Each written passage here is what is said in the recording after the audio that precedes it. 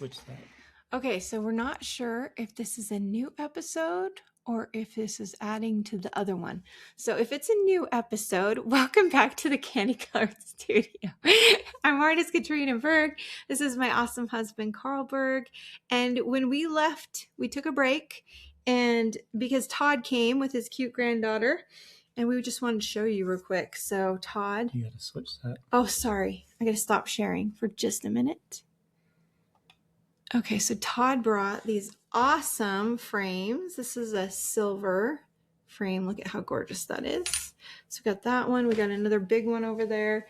And then he also brought me some samples that I can have in the studio and take to the gallery. So this is an antique gold.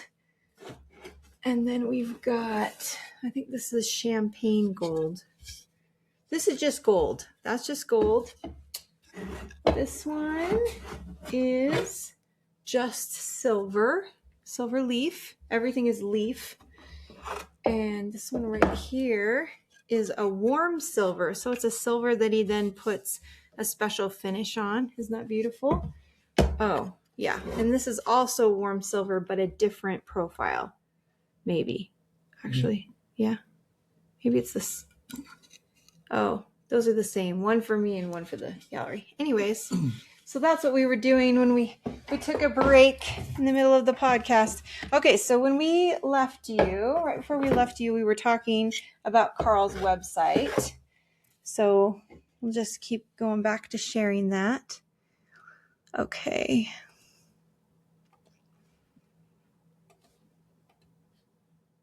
There we go.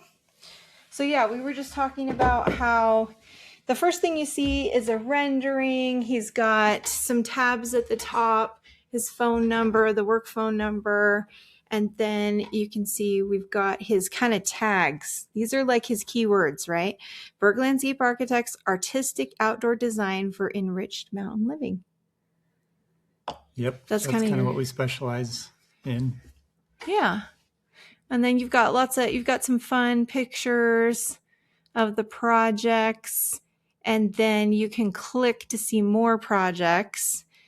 And then down here are the words. And see, there's not a ton. There's a paragraph and then a picture and a paragraph and a picture.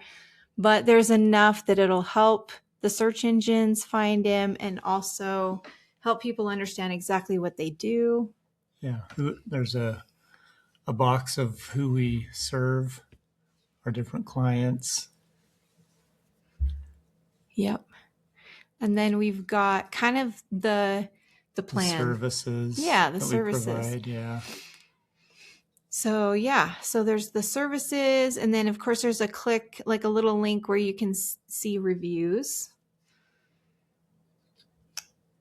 Obviously, they've got an award that they are sharing, more like vision statement. Yeah.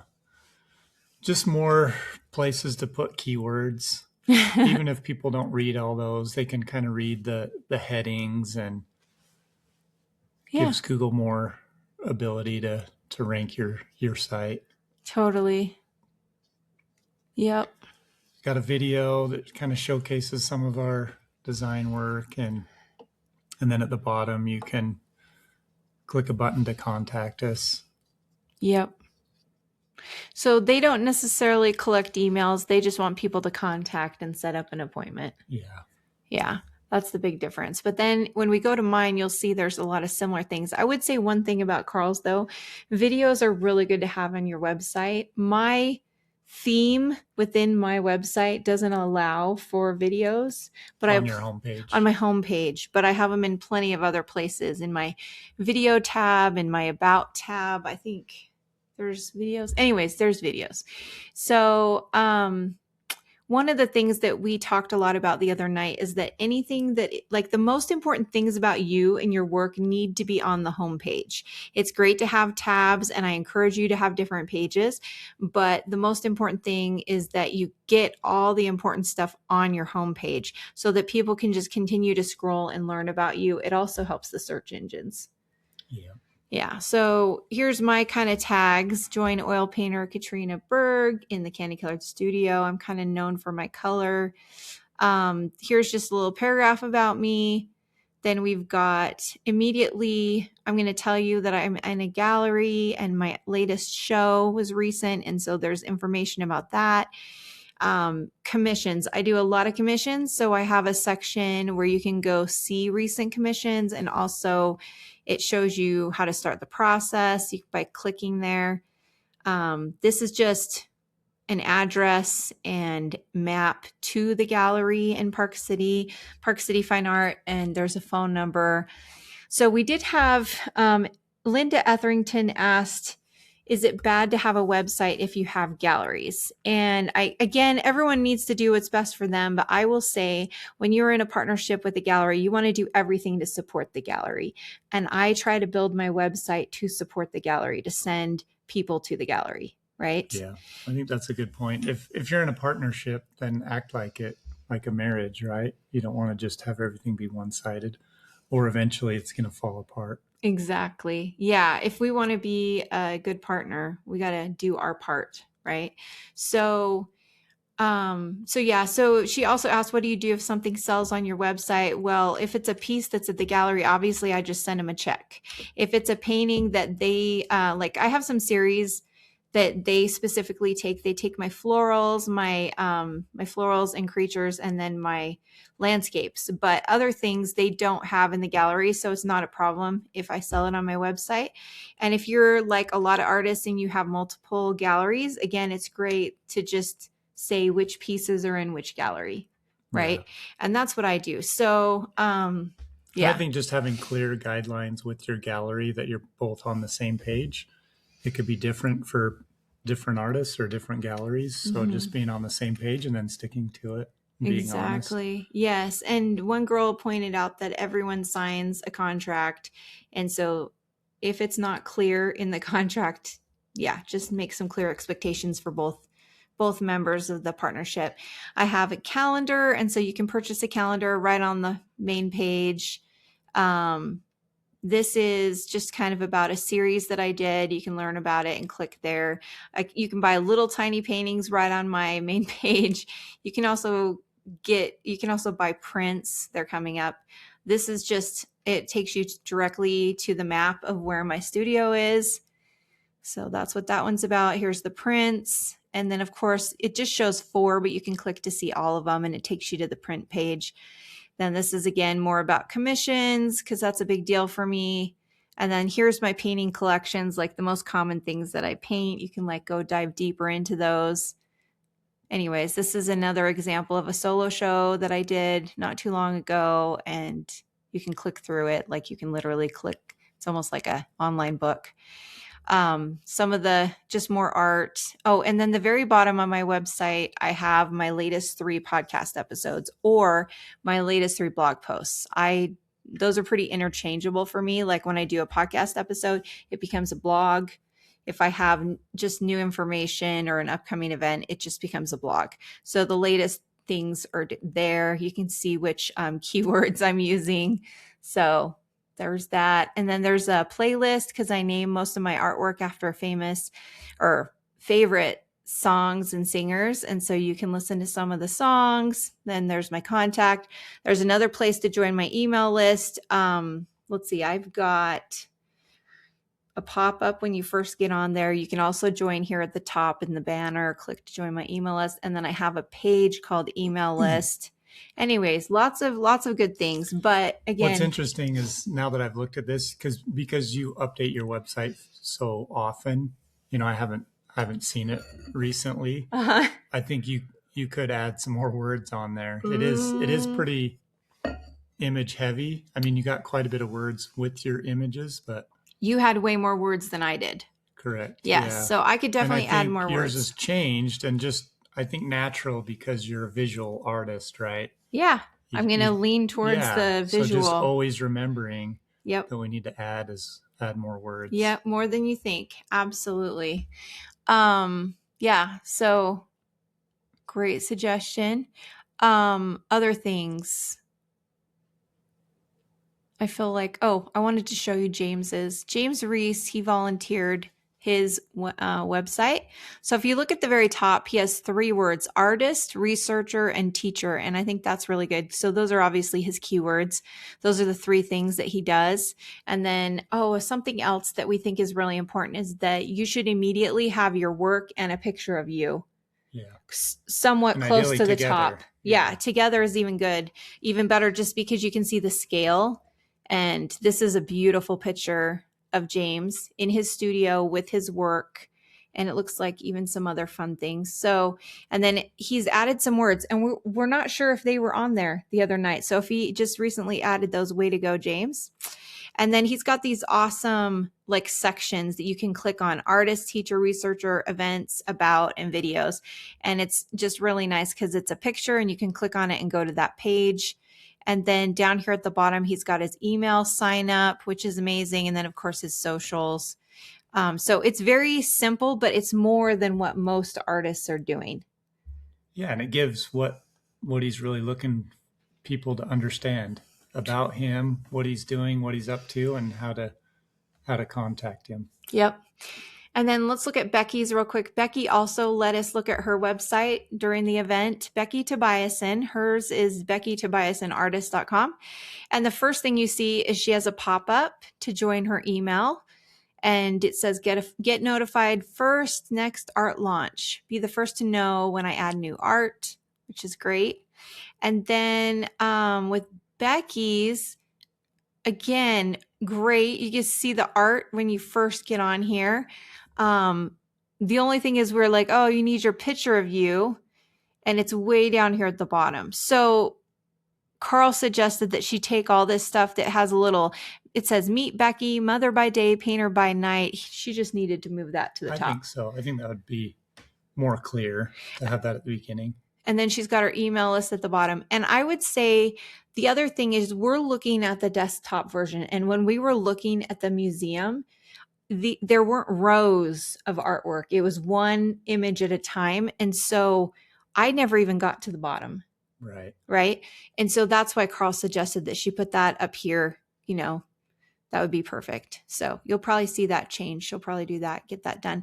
But yeah, it's a lot of these things are not huge changes, just little things you can add. Yeah. And sometimes we got to think of the website in 2 ways, right? How does the user interact with my homepage, but also how does Google track my homepage? Totally. Right? Totally. Yeah, that's great. I'm going to stop sharing because I just want to go through this little checklist for you. I made a checklist for everyone as a handout, and during the 3rd one, we ran out. So those of you that are listening, it's going to be in the show notes. I'll make it a PDF so that you can print it out at home and share it with a friend. But we're just going to quickly go through these. Again, when you're thinking about creating your website, you want it to be a place that your most loyal collector wants to go and hang out and repeatedly go be at, right? So there was this one guy, Hank, I'm pretty sure his name was Hank, and he was giving us some suggestions and they were great comments. And he has a very vibrant personality. I don't even know what his artwork is, but I'm sure it's also equally vibrant and exciting. And so his website should kind of reflect his work and his personality. And so again, the vibe of your website should kind of go along with you and your art. Yeah. And don't be afraid to be who you are. Yeah. That's what makes you unique. And yeah. And a lot of times clients buy a portion of the artist as much as they buy their artwork. Totally. Yeah, you'll find some really elegant websites. Like here's a couple perfect examples. I want to just show you this really quick. Let's see. Jessica. Oh, shoot. Oh, darn it. I don't even know what I just did. How did I do that? I have no idea. Here we go. Oh. Okay, so this is my cute friend Jessica. So I was talking with Julie Berry, who I absolutely adore, and I got to meet her for the first time last night, and that was really fun. And she's like, da-da-da-da, your fairy friend. I was like, yeah, Jessica. Okay, so I got to show you. So this is Jessica's website. Okay. All right. So here she is on the right. And she's got she looks like a fairy princess. And then you look at the artwork she's doing, it is kind of fairy fantasy. So it's just beautiful because it's exactly who she is. And so it's a really quick, you can quickly tell who she is, what she's about, what her personality's like. Yeah. Right. And then But again, on this one, same as most, you could have more words. More words. A picture of her and about her. Yeah. Yeah, that would be great. Okay, let me show you the Vistonnets. What is there? Is it Vista? I'm just going to put, I'm sure if I put Vistonet art, it'll pop up. Let's see. There it is. Oh, this is... New Vision. Yeah. I thought they had a website. Maybe I need to go on their Instagram. Okay, let me just show you really quick. See if I can get to the Vistonnets. I know they have a website because I bought my coloring books off of it. Ignore the phone. A happy Vista. That's what it is. Okay, so website. Oh, they only have one link. Okay. It's Colby. Colby will call you right back. Okay, so darn it. I know they have one. This is just the way it goes, huh? A happy Vista. Well, we can put it in the show notes. Yeah. Coloring books. Maybe they're not. I just know they had a really fun website at one point. Okay. Well. Is that it? Oh, yeah. Here we go. Haha. Okay. So immediately you can see that's a happy, colorful, fun place. Yep. And that's a perfect way to describe absolutely the Vistonnets. Yeah. Absolutely. So yeah, so you can see they have their cool heart collection. There's the coloring books. They do murals. Obviously Steve's in a band. And here's a video of them. Awesome. Good job, guys. Anyways, so that's another great example. Okay, let's go back. We're going to stop sharing. Yeah, so we were just talking about creating for your best collector, right? And so most likely they like your work because it also reflects you. Yeah. Right. And so that one should thing be synonymous. For you, we learned that a lot of your clients are female. And so catering towards the female made a lot of sense for your art. Totally. And when I was not afraid to focus on that feminine side of stuff, I noticed that more of men started buying my work because I was being authentic, right? I was being true to who I am. I wasn't just trying to be the perfect fit for everyone. Right.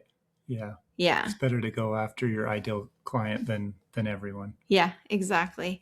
Okay, so going back to this list. So these are some things you might consider including in your website to create that VIP experience for your best collector. So we talked about the domain. We talked about everything important being found on your homepage. And then photos of you and your work. We talked about that. We talked about the keywords, the meta tags. We talked about words. One thing that I think I will go do now that we talked about how I need more words, these are some good questions you can answer on the homepage. Who are you? What do you do? Why do you do it? How do you do it? Like all the questions. That could just be a little paragraph in different sections of your homepage. Yeah, absolutely. That'll help Google understand your page better as well, too. Totally. Another thing is you want people to be excited as soon as they come to your website. You want to hook them from the very beginning. You want them to stay a while and you want them to come back.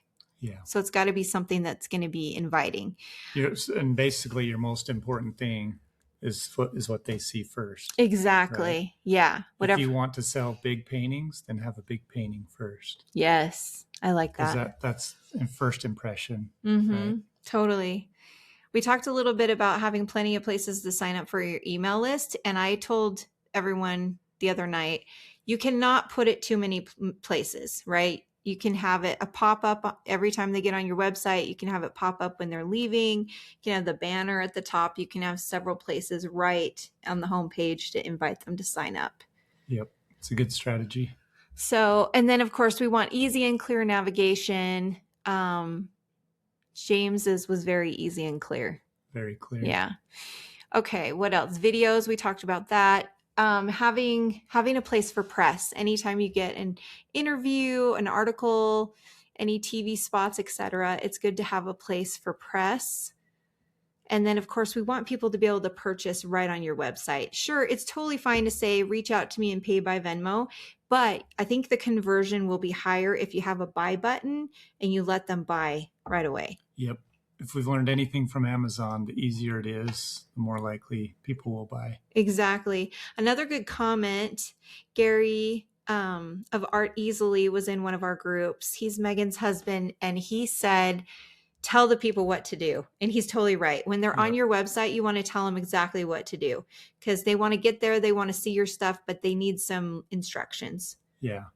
And on the press section, if you get press and you promote that, also try to get a backlink from whoever's giving you press. Exactly. Very good.